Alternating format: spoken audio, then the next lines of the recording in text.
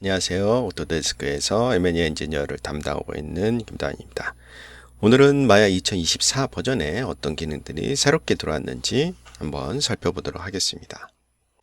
자, 내용은 제가 간단히 정리를 해봤는데요. 일반적인 내용들이 있는 제너럴 항목, 그리고 모델링, 애니메이션, 다이나믹, 파이프라인 이 순서대로 새롭게 들어온 기능들을 소개해 드리도록 하겠습니다. 네, 첫 번째 이제 일반적인 내용들을 한번 살펴보도록 하겠습니다. 네, 지금 보시는 화면은 마야 2024 버전의 마야라고 보시면 되고요. 인터페이스 상으로는 크게 많이 달라진 거는 없다고 보시면 되고, 또 중간중간에 그 인터페이스 관련돼서는 중간중간에 제가 모델링이라든가 애니메이션 파트 때 좀 소개해 드리고요. 첫 번째 제가 소개해 드릴 내용 중에 이 뷰포트 같은 경우는 이제 저희들이 작업하는데 되게 많은 시간을 들이는 곳이기도 하죠. 그래서 여기 쇼에 보면은 이전에는 이 쇼 버튼 누르시면 엄청나게 긴 옵션들이 나왔을 거예요. 저도 이제 마야가 익숙하기 전에는 내가 화면에서 예를 들어서 뭐 넙스를 좀 안 보이게 한다든가 아니면 뭐 다이나믹이라든가 그런 거를 안 보이게 한다든가 조명 특히 뭐 그런 것들 그걸 껐다 켰다 하는데 그게 어디 있는지 막 찾기 되게 힘들고 그랬었죠. 그래서 지금은 이제 여기 이렇게 쇼가 이제 깔끔히 정리가 됐고요. 이제 뷰포트를 한번 먼저 가보도록 하겠습니다. 자, 뷰포트에 가게 되면은 기존에와는 조금 다르게 이렇게 카테고리별로 다 그룹이 되어 있는 것을 보실 수가 있습니다. 그래서 빨리 찾을 수가 있겠죠. 그래서 첫 번째 뭐 커브라든가 면에 관련된 거, 그다음 FX에 관련된 거, 리깅 애니메이션 이런 식으로 다 카테고리로 다 구분이 되기 때문에 여러분들이 원하는 것을 빨리 찾을 수가 있겠죠. 자, 그리고 이제 껐다 켰다 할 때 또 편한 것 중에 하나가 항목별로 여러분들이 다 컨트롤 하실 수가 있습니다. 자, 예를 들어서 모델링 하는데 FX는 필요 없어 할 때 여기 다 일일이 끄는 게 아니라 이 그룹이 돼 있는 곳에 클릭하게 되면 이렇게 한 번에 껐다 켰다 하실 수가 있다라는 장점을 가지고 있습니다. 그래서 오히려 이제 이렇게 업데이트가 되니까 기존에 제가 썼던 방식 자체가 너무 불편했구나라는 걸 너무 잘 느낀 하나의 업데이트라고 볼 수가 있습니다. 그리고 뭐 여기 보시면은 뷰포트도 그렇게 돼 있고요. 플레이 블라스터 디스플레이 따로 이렇게 설정을 하실 수가 있습니다. 그래서 예를 들어서 작업할 때 뷰포트 창 그리고 플레이 블라스터 했을 때 뷰포트를 어떻게 하이드 할 것인지 오브젝트들을 어떻게 하이드를 할 것인지를 여기서 컨트롤 하실 수가 있고요. 또 좋은 것 중에 하나가 여러분들이 여기에서 이런 식으로 뷰포트 옵션들을 여러분들이 세이브해서 계속해서 쓰실 수가 있죠. 다음 뭐 모델링을 하고 싶다. 그럼 모델링 쪽 선택을 하시게 되면은 모델링에 관계없는 얘들은 다 꺼지게끔 여러분들이 할 수가 있겠죠.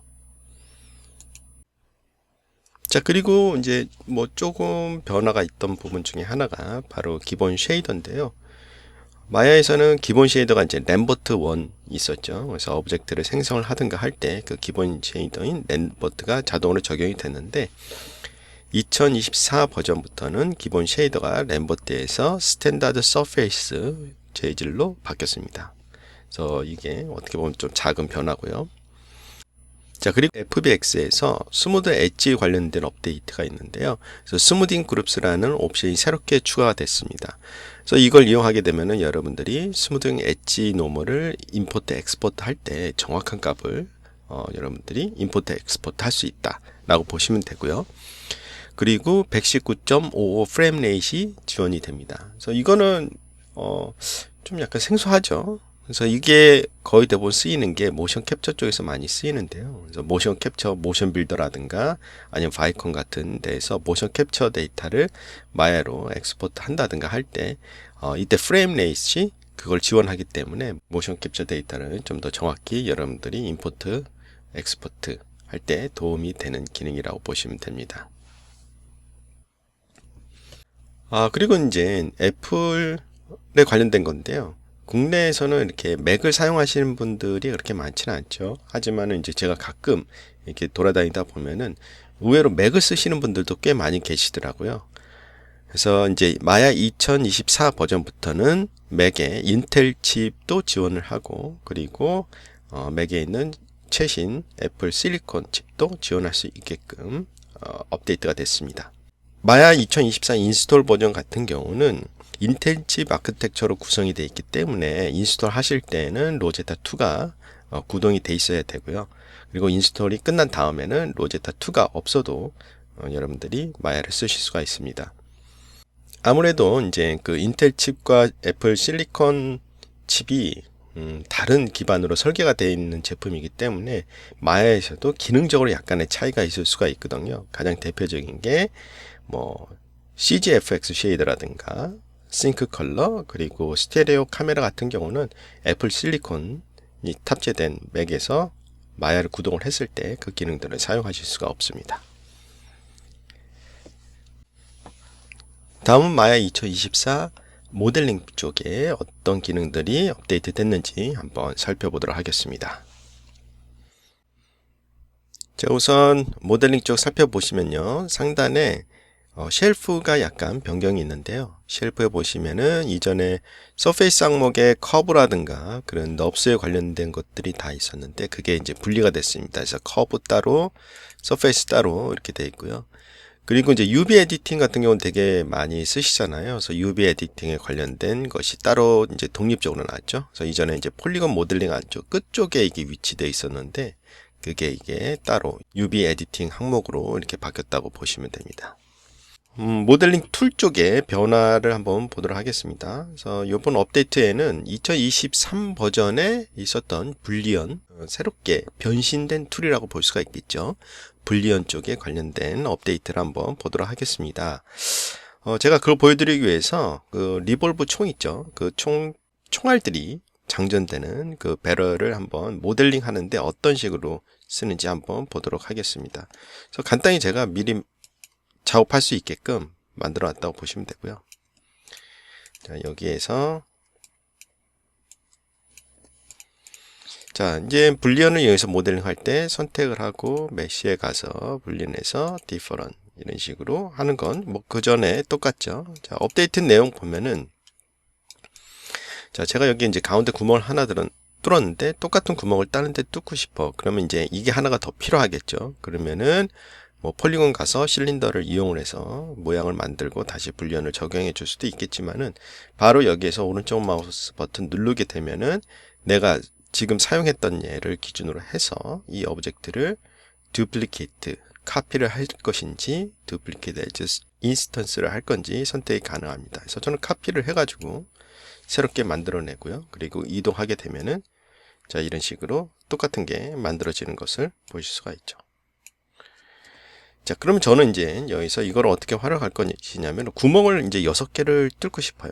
자, 그러면 제가 이거를 리모브 해서 새롭게 만들어진 얘를 가지고 한번 작업을 해보기도 하겠습니다. 자, 여기 보시면은 듀플리케이트 하나 이제 새로 폴리곤 아까랑 똑같은 게 있는 상태에서 모델링 할 때 저는 이제 이런 기계 모델링이라든가 그럴 때 이제 메쉬를 좀 많이 쓰는 편이거든요. 그래서 메쉬 네트워크를 이용을 해가지고 한번 구멍을 뚫어보도록 하겠습니다.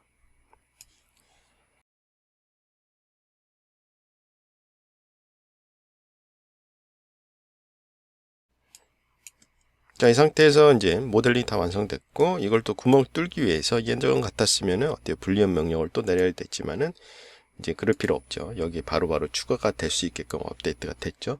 그래서 여기에서 핀으로 고정시켜주고 새롭게 만든 얘를 선택을 하고 Add Selected Object를 눌러주게 되면은 바로 이게 불리언이 여기 추가가 되는데 지금 현재 추가됐을 때 보면은 이게 유니언으로 돼 있어요. 근데 제가 원하는 것은 거의 대부분 디퍼런트를 되게 많이 쓰잖아요. 근데 기본값으로는 이게 항상 유니언으로 돼 있어요. 그래서 이거는 이제 뭐 나중에 바꿔도 되지만은 여기 옵션 창에 새롭게 Operation for New Inputs에 보면은 이게 기본값이 유니언으로 돼 있거든요. 얘를 이제 기본값을 디퍼런스 A, B 이렇게 해놓게 되면은 여러분들이 클릭을 했을 때 이제 다음부터 생성되는 것들은 전부 다 이 디퍼런트로 적용되게끔 업데이트가 됐습니다. 이 내용 같은 경우는 마야 2023.3인가요? 거기에 또 같이 업데이트 됐다고 보시면 되고요. 자, 그럼 여기서 또 다른 거 한번 해볼까요? 이것도 마찬가지로 제가 구멍을 똑같이 한번 만들어 보도록 하겠습니다. 그래서 크리에이트에서 모드를 만들어주고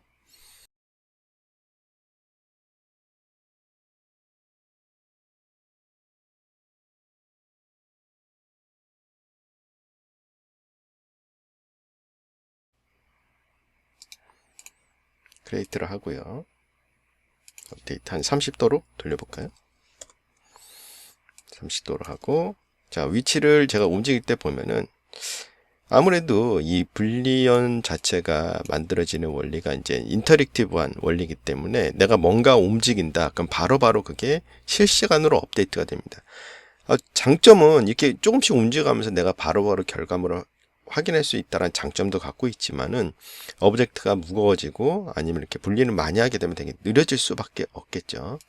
자, 그래서 이제 업데이트된 내용 중에 하나가 뭐가 있냐면은 여기 보시면은 인터랙티브 업데이트 버튼이 추가됐습니다. 물론 이것도 마야 2023.1인가요? 3에 이게 들어있는 걸로 알고 있거든요. 그래서 이거를 끄시게 되면은, 자, 제가 예를 들어서 선택하고 움직일 때는 업데이트가 안 되지만은 마우스를 띄면은 이런 식으로 결과값을 볼 수가 있습니다. 자, 그리고 이제 업데이트된 내용 중에 인터섹션 클래시피케이션이라는 기능이 이제 새롭게 들어왔는데요. 이거는 여기서 좀 설명하기가 좀 까다로워서, 자, 이거는 다른 예제를 통해서 한번 보도록 하겠습니다. 자, 요건가요? 그쵸? 자, 예를 들어서 이렇게 두 가지 오브젝트가 있는데, 요거는 지금 오픈이 아니라 이제 클로즈로 돼 있는 예고, 그 다음 얘 같은 경우는 오픈이죠. 이제 오픈된 오브젝트죠. 이 두 개를 했을 때 그걸 어떻게 처리를 하느냐, 그거라고 보시면 돼요. 내가 이제 여기에서 셀렉트 하고요. 모델링 가서 메쉬에서 자, 디퍼런트를 적용을 해 보도록 하겠습니다. 자, 오토는 이제 자동으로 해주는 거겠죠. 자, 그 다음, 자, 여기서 엣지는, 여기 열려있는 메쉬 자체를 닫혀있는 볼륨으로 인식을 해주는 기능이거든요. 그래서 정확히 이렇게 보시면은 이런 결과가 나왔는데, 노멀은 이제 오픈되어 있는 것을 오픈 걸로 인식을 하는 겁니다. 그래서 이거를 차이점은 직접 이렇게 옵션을 이렇게 바꿔보시면은 그 차이점을 아실 수 있을 거예요. 이런 식으로.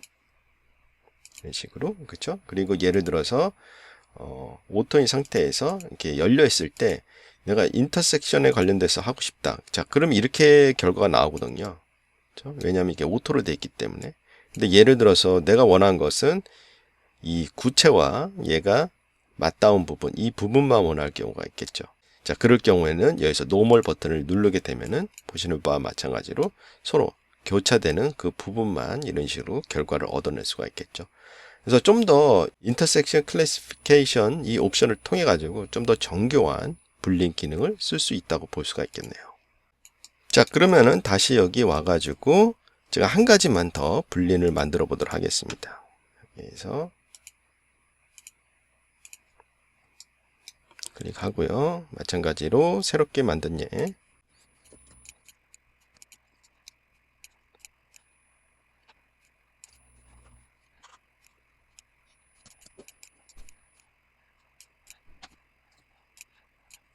네, 이렇게 해서 제가 원하는 구멍들은 다 뚫은 것 같습니다. 자, 그리고 간단히 두플리케이트 해서 자, 메쉬를 이제 완성을 했는데 문제는 뭐냐면은 뭐 이 상태로 써도 상관은 없겠죠. 근데 예를 들어서 뭐 얘를 스무스를 넣는다든가 아니면은 여기 엣지를 넣는다든가 할 때에는 사실 이 분린된 얘를 쓰기에는 조금 약간 무리는 있죠. 그래서 우리가 쓸 수 있는 게 이렇게 모델한 것을 다시 리토폴로지를 할 수가 있는데 마야가 계속해서 이 리토폴로자이즈에 대해서 업데이트를 되게 많이 하고 있어요. 그래서 이전 2023 버전에도 되게 업데이트가 잘 됐지만은 요번 2024에는 거의 제가 봤을 때는 실무적으로 쓸 수 있을 정도로 업데이트가 진짜 잘 된 것 같아요. 그래서 옵션을 잠깐 열어보도록 하겠습니다. 우선 기본 값으로 제가 돌리고요. 옵션 자체는 이전이랑 거의 비슷해요. 근데 요번에 이제 새롭게 추가한 게 Keep Original 이라는 게 새롭게 들어왔어요. 그래서 Keep Original 쓰게 되면은 그 결과물 자체를 새롭게 만들고 오리지널을 그대로 냅두는 형태가 되겠죠. 그래서 오리지널과 결과값을 미리 확인해 볼 수가 있겠죠. 여기서 프로세스 메쉬를 하게 되면은 좋긴 하지만은 이걸 쓰게 되면 좀 약간 디테일이 떨어지기 때문에 저는 이걸 좀 없애고요. 그리고 여기에 15,000개 정도 하고 바로 어플라이를 눌러 볼 건데요. 아마 이전 버전에서 이런 형태, 특히 구멍도 많고 복잡한 형태를 쓰게 되면은 되게 속도가 느릴 거예요. 내가 실행을 하게 되면은 얘가 미리 이걸 확인을 해요. 그래서 얘가 리토폴로자이즈를 할 수 있는 메시인지 아닌지 검증을 하는 창이 뜨게 돼요. 그래서 지금 같은 경우도 여기 보시면은 뭐가 문제가 있기 때문에 이런 걸 해결을 하라고 그래요. 그래서 이런 게 뜨면은 약간 뭔가 해결하고 하면 좋겠죠. 그래서 저 같은 경우 이거를 간단히 머지를 통해서 해결되는 문제이기 때문에 머지를 눌렀고요. 그리고 어플라이를 눌러보도록 하겠습니다. 지금 뭐 경고창이 하나도 안 떴죠. 그리고 이제 프로세스가 진행되는데 제가 봤을 때 이게 속도가 계산 속도가 엄청 빠르더라고요. 그래서 제가 테스트했을 때는 한 30 몇 초라고 얘기하려고 했는데 말하기도 전에 벌써 결과물이 나온 걸 보실 수가 있겠죠. 자, 이렇게 한번 움직여 보면은 우선 그냥 한번 살펴보도록 하겠습니다. 물론 여기 이런 하드 엣지라든가 그런 데는 지금 무시가 돼가지고 퀄리티는 나쁘지만은 면의 흐름을 자세히 보시면은 이전 버전이랑 비교했을 때 비교도 안 될 정도로 면의 흐름들이 잘 잡혀 있는 것을 보실 수가 있습니다. 특히 구멍도 잘 인식을 해가지고 구멍도 어느 정도까지는 인식이 잘 된 걸 보실 수가 있죠. 자, 그럼 여기에서 좀 더 퀄리티를 높이기 위해서 옵션을 살짝 보도록 하겠습니다.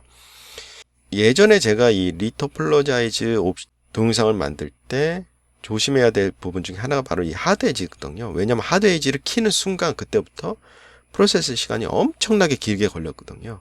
근데 제가 테스트를 해보니까 지금 같은 경우는 되게 잘 되는 걸로 나옵니다.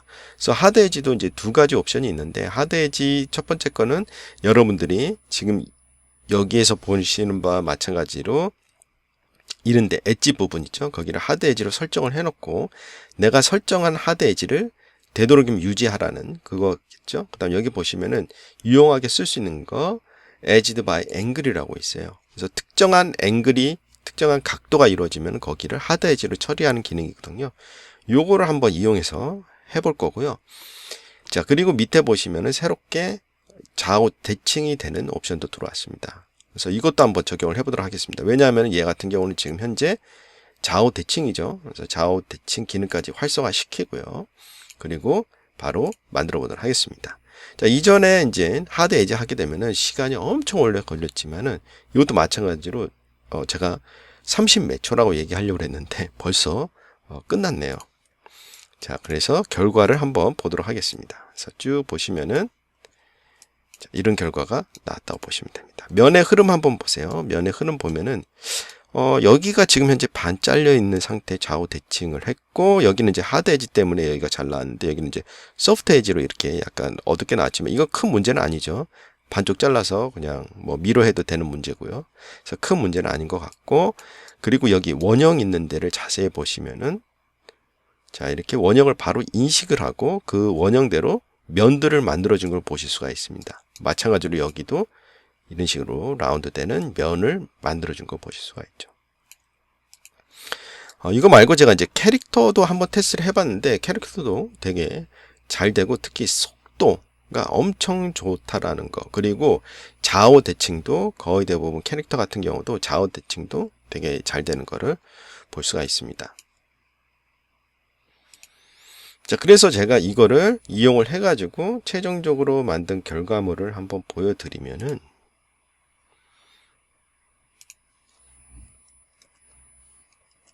자, 이게 이제 최종적으로 만든 결과물입니다. 아까 그걸 똑같이 만들어서 자, 제가 이렇게 만들었던 것 중에 하나가 얘가 어떻게 보면은 자, 여기가 전부 다 이렇게 반복이 되는 형태이기 때문에 저는 여기 정가운데 부분 자르고 한 이 정도 자른 다음에 이 부분만 제가 그 리토폴로자이즈를 한 다음에 거기에서 생성되는 중간에 있는 선들을 지워서 다시 이렇게 듀플리케이트해서 하나 만든 거거든요.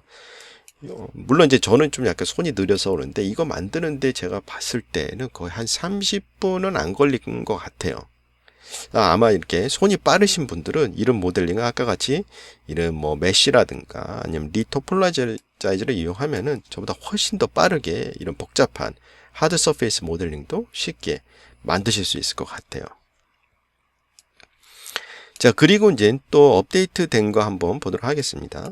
자, 이런 식으로 이제 여러분들이 리토폴로자이즈 이렇게 면을 재구성하는 데에는 이렇게 아까 같이 자동으로 해주는 기능도 있지만은 저희들이 쿼드 드로우를 이용해서 매뉴얼로 하는 방식도 있죠.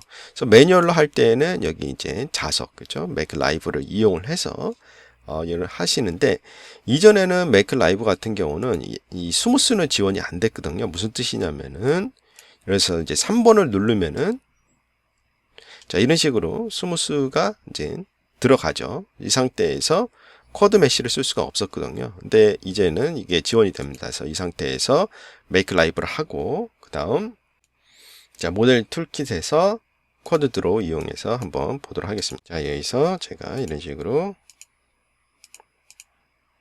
스무스가 된 곳에다가 이런 식으로 쿼드로 면을 생성을 했습니다. 자, 이 상태에서 제가 엣지를 이용을 하게 되면 이런 식으로 지금 현재 스무스 된 것을 인식을 하고 이런 식으로 만들어주는 걸 볼 수가 있죠. 자, 그리고 이 make live가 또 다른 기능도 추가가 됐는데요. 자, 예를 들어서 우리가 좀 더 재미난 모델링을 하기 위해서 이런 식으로 제가 두플리케이트를 해보도록 하겠습니다. 이렇게 하고, 자, 이런 식으로 해서 하나로 합쳐진 모델로 만들고 싶을 경우가 있죠. 그럴 경우에도 다 선택을 하고 make live를 선택하시게 되면은 다중으로 make live를 할 수가 있게끔 업데이트가 됐습니다. 그래서 이거 같은 경우는 예를 들어서 뭐 로보트라든가 그런 거 할 때 보면 여러 가지 피스로 다 나눠져 있잖아요. 그래서 그거를 뭐 예를 들어서 게임용 캐릭터를 만든다가 할 때 하나로 피스를 만들 때 이런 식으로 make live로 다 만든 상태에서 여러분들이 쿼드 드로우를 하실 수가 있겠죠. 그래서 중요한 건 이제 쿼드 드로우가 이걸 인식을 하느냐죠. 그래서 쿼드 드로우를 선택을 하고 한번 찍어 보도록 하겠습니다. 찍고 저 면을 만들고 보시면은 이런 식으로 다 면까지 인식이 되는 걸 보실 수가 있죠.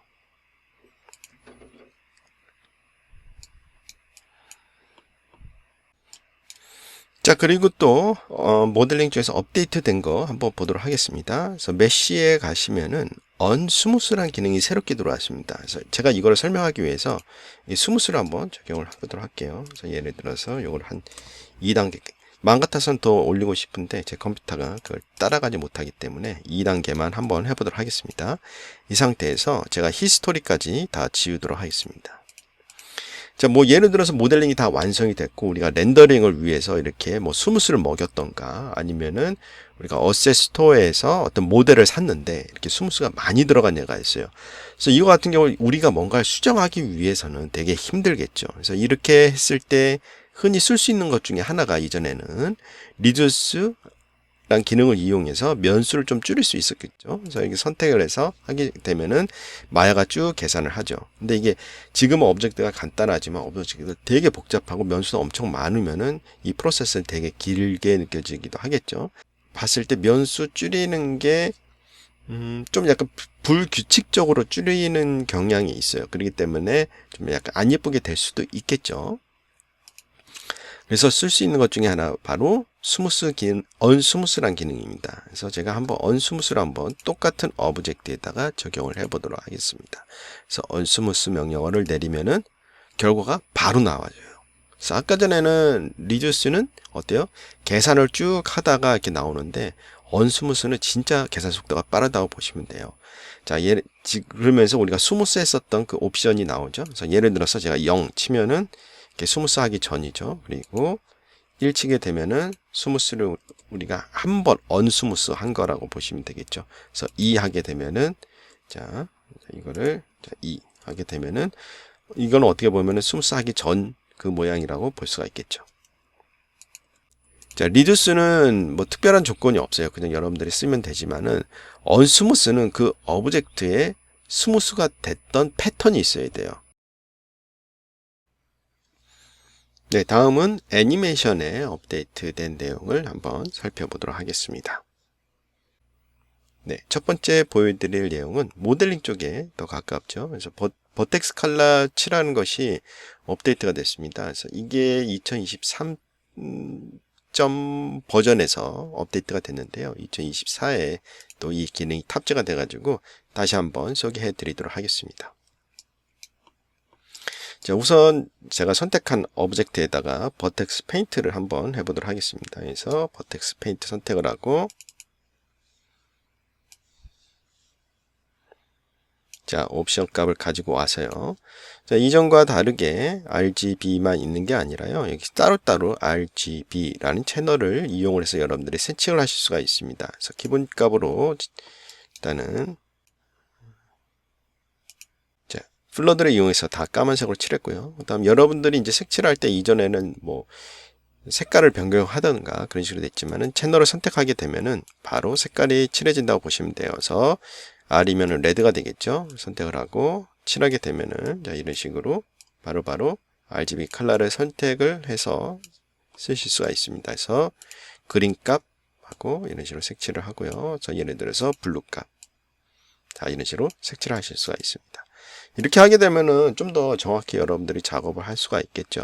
자, 그리고 여기 밑에 보시면은 디스플레이 항목에서도 채널을 RGB 여러분들이 확인을 쉽게 할 수 있게끔 업데이트가 됐습니다. 그래서 예를 들어서 내가 레드 값만 보고 싶다라든가 그린이랑 같이 보고 싶다라든가 이런 거를 바로바로 확인해 볼 수 있게끔 업데이트가 됐고요. 자, 그 다음에 또 업데이트 된 거 보면은 비슷하게 페인트 웨이트 값에 페인트 웨이트에도 약간 업데이트가 있는데요. 자, 선택을 하고 조인트를 한번 불러오도록 하겠습니다. 그래서 오른쪽 마우스 버튼 눌러서 페인트에서 스킨 클러스터. 자, 이번 업데이트에서 볼 수 있는 내용 중에 하나가 자, 밑에 내려가시게 되면은 넘버링이라는 항목이 새롭게 추가됐습니다. 이건 뭐냐면은 우리가 컴포넌트 에디터에 가서 각 버텍스에 얼마나 스킨 값이 있는지 숫자로 표시되는 걸 볼 수가 있겠죠. 마찬가지로 이거를 바로 스킨상에서 볼 수 있게끔 업데이트가 됐습니다. 그래서 얘를 활성화시키게 되면은 내가 선택하는 조인트에 따라서 그 조인트에 얼마나 값들이 영향을 주는지를 이렇게 숫자 값으로 다 보실 수가 있습니다. 그래서 뭐 숫자 색깔이라든가 아니면 뭐 소수점 몇 개짜리까지 볼 수 있는지 여러분들이 여기서 설정을 하실 수가 있는 거죠. 자, 그리고 또 업데이트 내용 중에 하나가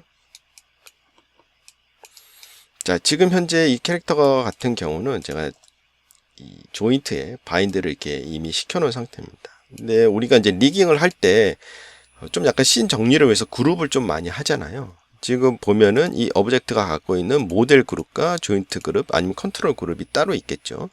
이거를 이제 그룹핑을 하는데 이전에 만약에 내가 얘를 같이 그룹을 해서 움직인다. 즉 조인트와 메시가 같이 움직일 경우에는 자, 이런 식으로 이중으로 움직이는 현상이 나타났죠. 그렇기 때문에 이런 식으로 저희들이 일반적으로 작업은 하지는 않았죠. 그래서 만약에 이렇게 움직이고 싶다. 그럼 조인트만 움직이지 이렇게 메시랑 같이 움직이지는 않았죠. 자, 이번 업데이트에서는 이 스킨 클러스터에 가서 자, 보시면은 릴레이티브 스페이스 모드가 새롭게 추가됐습니다. 그래서 이걸 통해 가지고 기본값은 월드 이전이랑 똑같은 옵션이라고 보시면 되고요. 그래서 로컬, 커스텀 이런 식으로 할 수가 있습니다. 커스텀은 매트릭스 노드를 이용해서 여러분들이 세팅을 한다고 보시면 되고요. 그래서 로컬로 하시게 되면은 자, 이런 식으로 여러분들이 세팅을 하실 수가 있어요. 그래서 오브젝트를 두 개 오브젝트와 조인트를 같이 움직여도 이런 식으로 하나로 움직이게끔 설정을 할 수 있게끔 업데이트가 됐다고 보시면 됩니다.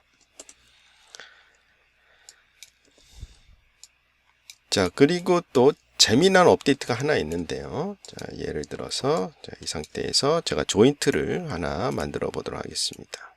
자, 크리에이트 조인트에서 한 이 정도 만들어 볼까요?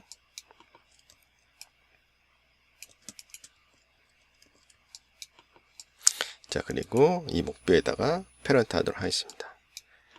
그리고 제가 선택한 조인트를 이 면과 스킨을 하도록 하겠습니다. 제가 보여드릴 건 뭐냐면은 멀티 스킨이 이제 지원이 된다는 것입니다. 자, 이전에는 이미 스킨이 존재한 상태에서는 다시 한번 또 다른 스킨을 적용을 할 수 없었죠. 하지만은 이번에 2024 버전에서는 이미 적용되어 있는 상태에서 다른 조인트를 또 바인드를 할 수 있게끔 됐습니다. 그래서 선택을 하게 되면은 자, 바인드가 된 거를 보실 수가 있습니다. 그래서 지금 현재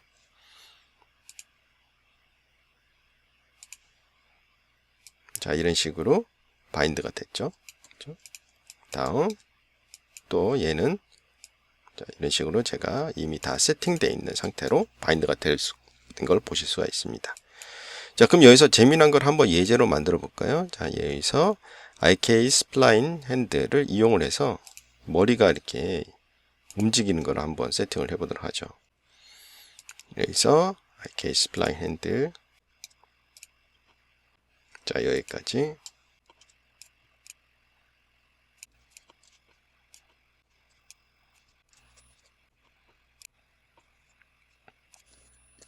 네, 제가 간단히 세팅을 해봤는데요. 여기서 값을 주게 되면은 자, 이런 식으로 머리가 흔들리는 조인트를 따로 만들었고요. 그리고 여기에서 또 다른 스킨에서는 마찬가지로 이런 식으로 독립적으로 움직이는 리깅을 세팅을 하실 수가 있죠. 자, 페인트 웨이트 같은 경우도 자,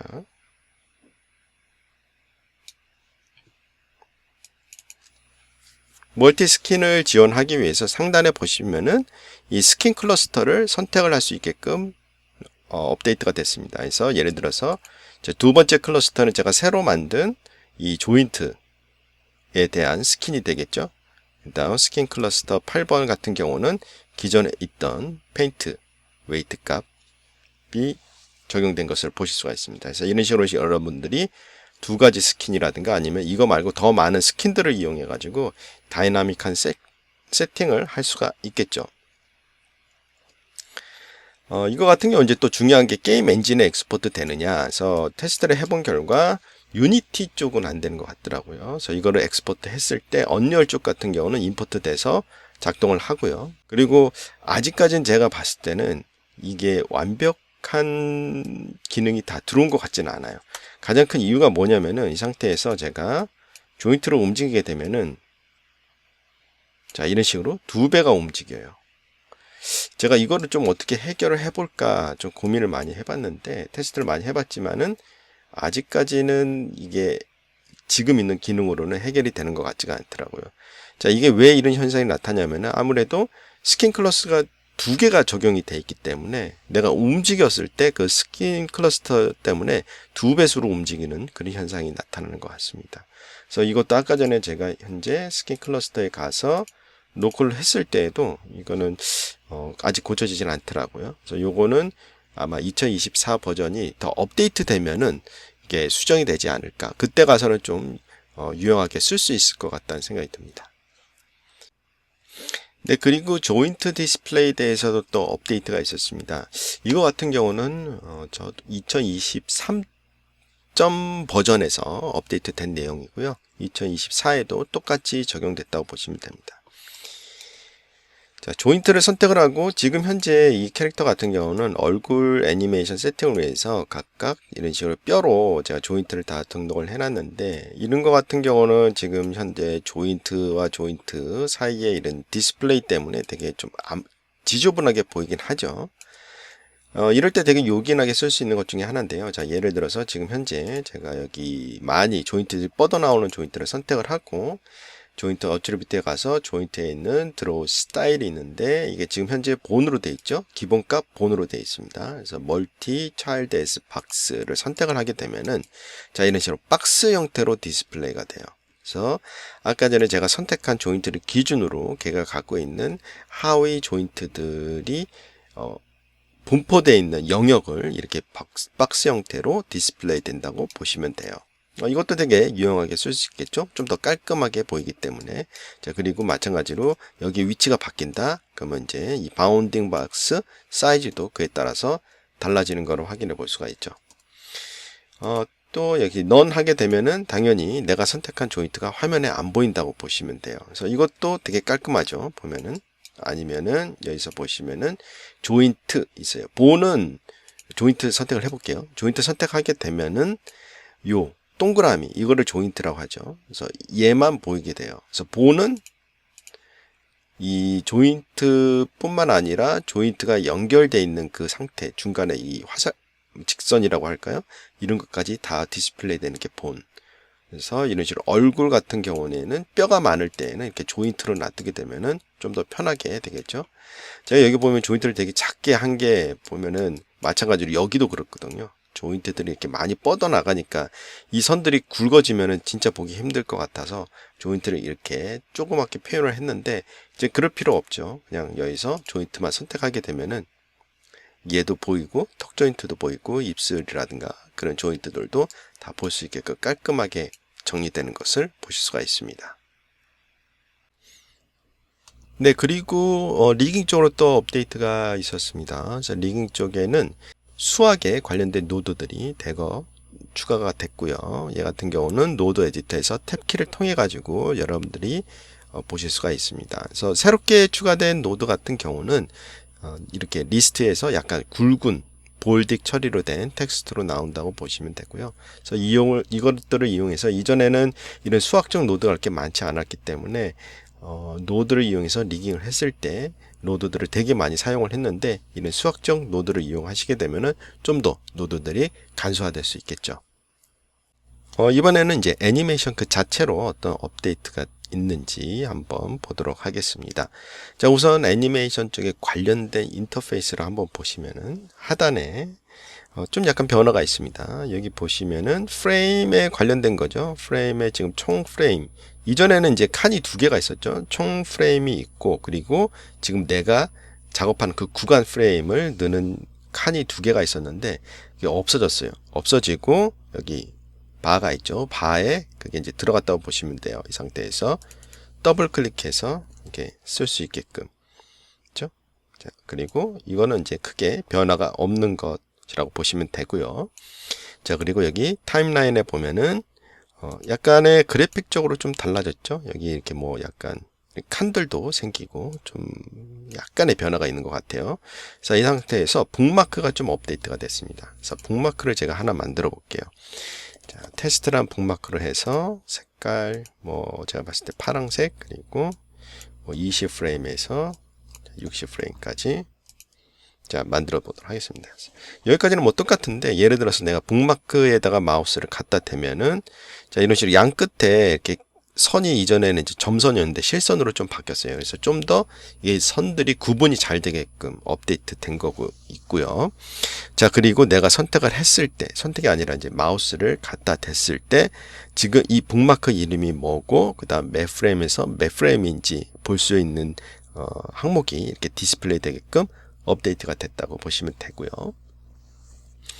또 하나는 여기에서 우리가 Shift를 누르고 이제 드래그 하게 되면은 내가 선택한 영역을 이렇게 만들어주는 기능이 있죠. 자, 예를 들어서 애니메이션 할 때 내가 한 이 부분을 뭐 키를 움직인다든가 아니면 시간을 줄인다든가 할 때 많이 쓰이죠. 이전 같은 경우는 이렇게 하이라이트가 되면은 빨간색 백그라운드로 됐었죠. 그래서 그게 이제 약간 파란색으로 가독성 높이게끔 업데이트가 됐고요. 자, 그리고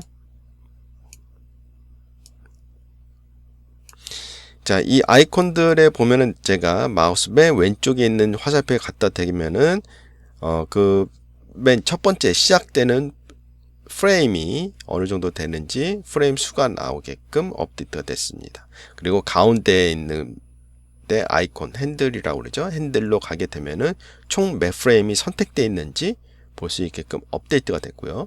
그리고 이 업데이트 중에 제가 제일 마음에 드는 것 중에 하나가, 자, 예를 들어서 제가 이렇게 옮겼어요. 키를 옮겼죠. 자, 이 상태에서 내가 실수했어. 그럼 언두 키를 누르게 되면은 이전에는 선택한 항목들이 그냥 다 해지가 돼 버려요. 근데 지금은 선택 항목이 그대로 유지되면서 언두가 되게끔 업데이트가 됐다고 보시면 돼요. 자, 그리고 여기에서 Shift를 누른 상태에서 이 끝을 이동하게 되면은 키를 이동하지 않고 선택한 영역을 제가 다시 선택할 수 있게끔 할 수가 있겠죠. 자, 근데 이전에는 이 가운데는 안 됐어요. 근데 지금은 Shift를 이용해서 움직이게 되면은, 자, 이런 식으로 가운데를 이용해서 전체적으로 선택 영역을 움직일 수 있게끔 업데이트가 됐습니다. 이 부분은 여러분들이 쉽게 애니메이션 할 때 이용을 할 수 있을 거라고 봅니다. 자, 그리고 이제 그래프 에디터에도 약간의 업데이트가 있는데요. 자, 여기 보시면은, 자, 이런 식으로 세 가지 그 커브를 에디트할 수 있는 브러쉬가 들어왔습니다. 자, 예를 들어서 이 캐릭터 지금 보면은, 자, 캐릭터가 점프를 해서 이렇게 올라가는데, 제가 봤을 때 여기가 점프를 더 높게 하고 싶어요. 근데 지금 같은 경우는 이게 아무래도 뭐 모션 캡처 데이터를 갖고 오다 보니까 여기 있는 키들이 되게 많이 있죠. 물론 이제 뭐 애니메이션 레이어를 이용해서 수정할 수도 있겠지만은 바로 여기 있는 브러쉬 툴을 이용을 하게 되면은 키가 많이 있더라도 여러분들이 애니메이션들을 쉽게 수정을 할 수가 있는데요. 자, 예를 들어서 제가 몸통하고 다리에 있는 컨트롤러들의 Y좌표만 선택을 해서 이제 구간만 선택을 하게 되면은 내가 선택한 영역만 브러쉬를 이용할 수가 있거든요. 그래서 브러쉬를 이용해서 첫 번째 뭐 그랩 툴하고 뭐 스무스 툴, 그 다음 스머지 툴 이렇게 세 가지가 들어왔습니다. 그래서 약간 뭐 셋 다 약간 비슷하니까 이런 식으로 하고, 또 브러쉬는 사용하는 방법은 아마 마야 사용자들이 일반적으로 쓰는 방법이죠. B자를 누르고 좌우로 움직이면은 브러쉬가 커지게끔 할 수가 있겠죠. 그래서 이 상태에서 자, 이런 식으로 자, 올려낼 수가 있겠죠. 그래서 다리를 좀 더 한다든가, 그렇죠? 이런 식으로 한꺼번에 만들어낼 수가 있고요. 다음 스무스 툴 같은 경우는 여러분들이 클릭을 해도 되지만 머드박스에 있는 우리 브러쉬가 마야에 들어온 것처럼 굳이 클릭을 하지 않고 Shift를 이용을 하게 되면은, Shift를 누르게 되면은 어떤 툴을 선택을 하든 자, 이런 식으로 스무스 기능을 쓸 수가 있습니다. 그래서 이런 식으로 여러분들이 빠르게 키가 많은 얘들, 아니면은 특정 키들이 좀 약간 막 이렇게 지그재그로 많이 있는 얘들을 좀 부드럽게 만든다든가 할 때는 선택을 하고 그냥 Shift를 누르고 키들을 좀 더 이렇게 부드럽게 만들어 줄 수가 있겠죠. 그래서 좀 튀는 구간을 잡아준다든가 할 때 되게 유용하게 쓸 수 있는 툴이라고 볼 수 있습니다. 네, 다음은 다이나믹 쪽을 한번 보도록 하겠습니다. 다이나믹 쪽 같은 경우는 이제 바이프러스트가 되겠죠. 바이프러스트는 꾸준히 업데이트 되고 있거든요. 그래서 이번 2024 버전, 특히 바이프러스트 2.7 버전에서는 새롭게 추가된 기능이 npm의 젤이란 기능이 새롭게 들어왔습니다. 그래서 이걸 통해 가지고 여러분들이 화면에 보이시는 것 마찬가지로 이런 뭐 아이스크림이라든가 치약, 이런 거품, 그런 것들을 되게 쉽게 만드실 수가 있습니다. 물론 이제 컨텐츠 브라우저에 가게 되면은 이 아이스크림에 관련된 샘플을 가져와서 여러분들이 어떻게 작동하는지를 쉽게 보실 수가 있고요. 다음 또 2.7 버전에 업데이트 된 것 중에 나노 VTT 뷰포트 볼륨 렌더링이 새롭게 추가됐습니다. 이게 뭐냐면은 마야 자체에서 뷰포트에서 이런 바이프러스트 다이나믹 시뮬레이션 했을 때 이런 폭파라든가 연기, 그런 게 이제 뷰포트에서 디스플레이 된 거 하고, 일단 이걸 직접적으로 아놀드로 렌더링 했을 때 약간의 차이가 있을 수밖에 없겠죠. 그것을 최대한 차이를 줄였다고 보시면 돼요. 그래서 그걸 통해 가지고 마야 뷰포트라든가 그 결과물 아놀드로 렌더링 했을 때와 마야 뷰포트에서의 거의 동일한 결과물을 볼 수가 있다고 보시면 됩니다. 그리고 바이프러스트 2.7에 또 새롭게 다양한 컴파운드들이 추가가 됐고요. 그리고 USD 22.11을 지원을 하고 또 USD 관련된 새로운 노드들이 추가됐습니다. 그리고 마찬가지로 이제 바이프러스트가 애플 실리콘 칩을 탑재한 맥에서도 사용할 수 있게끔 업데이트가 됐다고 보시면 됩니다. 자, 다음은 파이프라인에 대한 업데이트를 소개해 드리도록 하겠습니다. 자, 드디어 마야에도 믹티 스페이스 탄젠트가 들어왔습니다. 뭐 다들 아시겠지만 제가 간단히 믹티가 뭐고 왜 중요한지 한번 간단히 소개해 드리도록 하겠습니다. 저희들이 3D 작업을 할 때 로우 폴리곤 작업이라든가 그럴 때 이제 노멀 맵들을 많이 추출을 하죠. 자, 근데 각각의 소프트웨어는 자신들만의 계산 방식이 있기 때문에 각자 자신들의 랭귀지를 통해서 노멀을 추출하게 됩니다.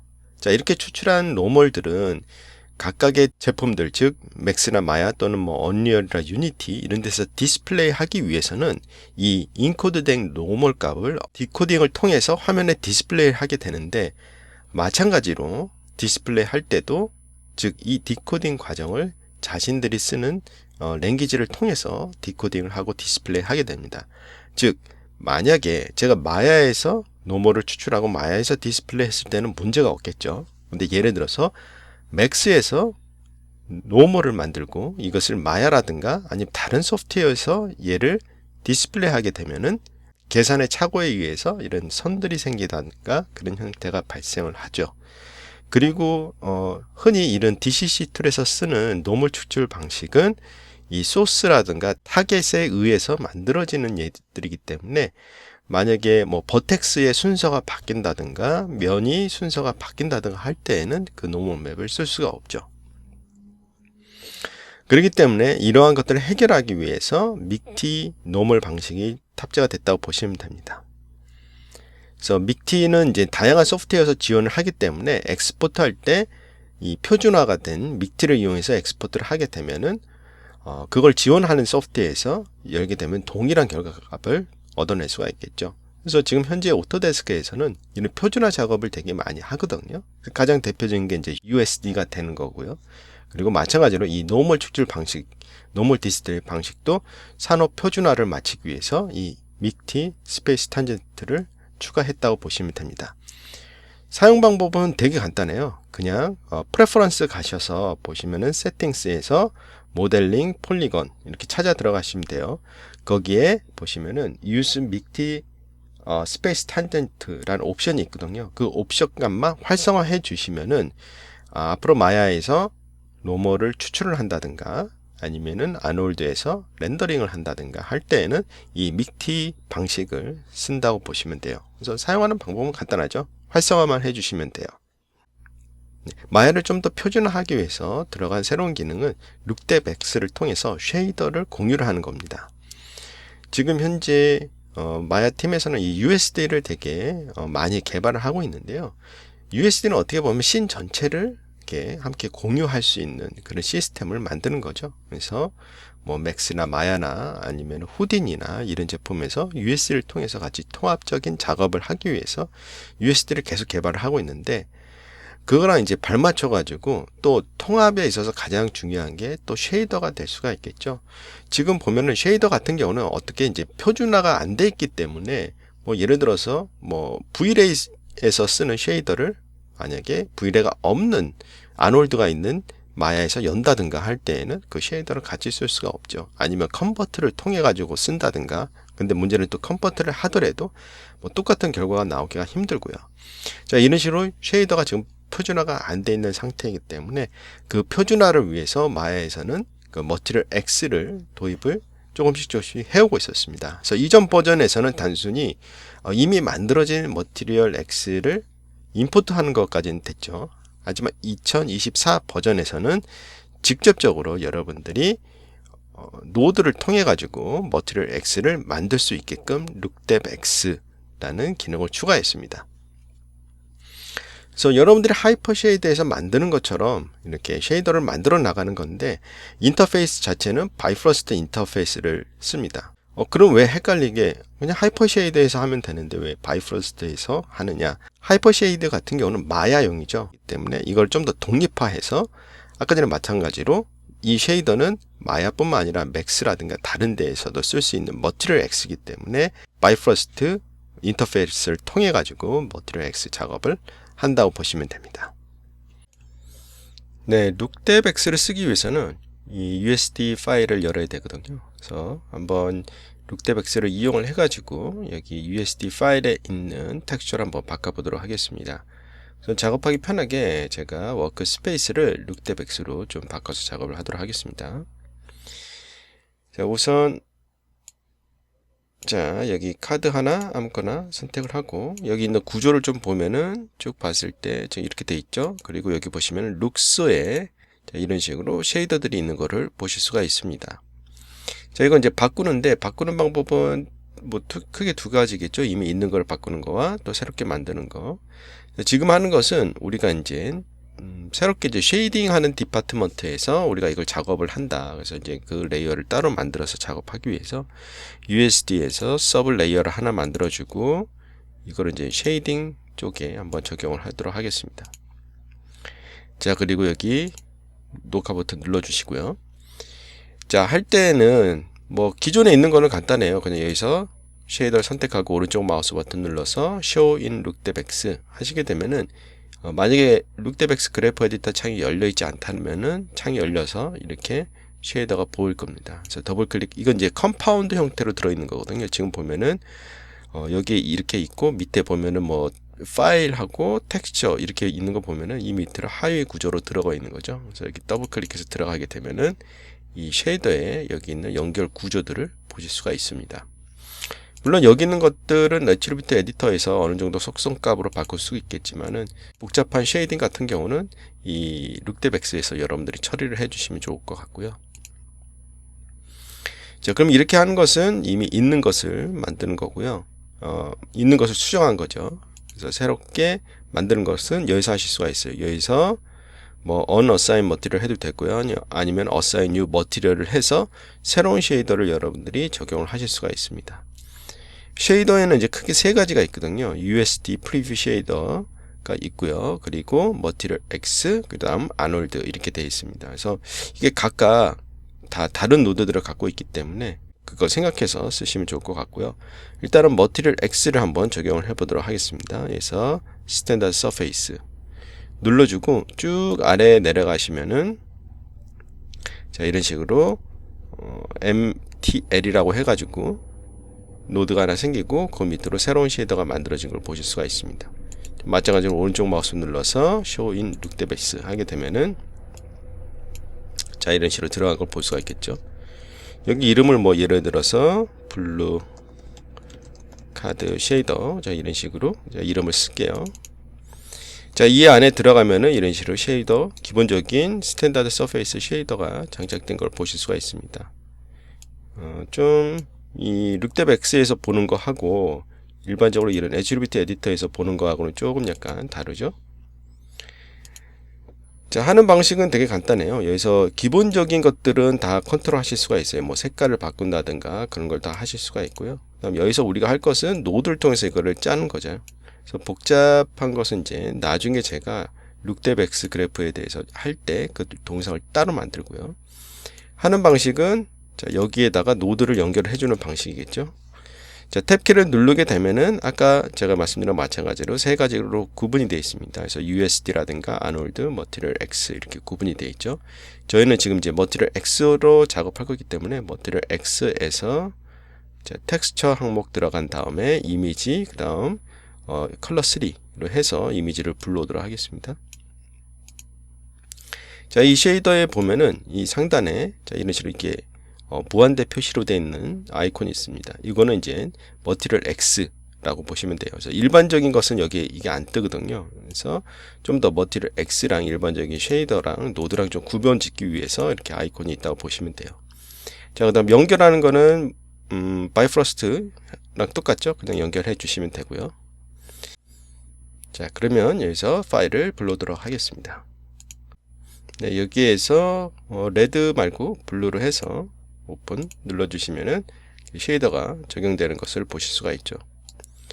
자, 이렇게 해도 되지만 이제 좀 더 사용하기 편하게 하기 위해서 이 인풋에다가 노드를 연결을 해서 필요한 노드 필요한 항목들을 연결해서 쉽게 쓸 수 있게끔 할 수가 있죠. 자, 예를 들어서 파일 같은 경우 뭐 쉽게 바꿀 수 있게끔 인풋에다 연결을 한다든가 아니면은 뭐 스페큘러에 있는 뭐 컬러를 자 연결을 해준다든가 아니면 스페큘러 값 연결 이런 식으로 만들어 주시면 좋은 게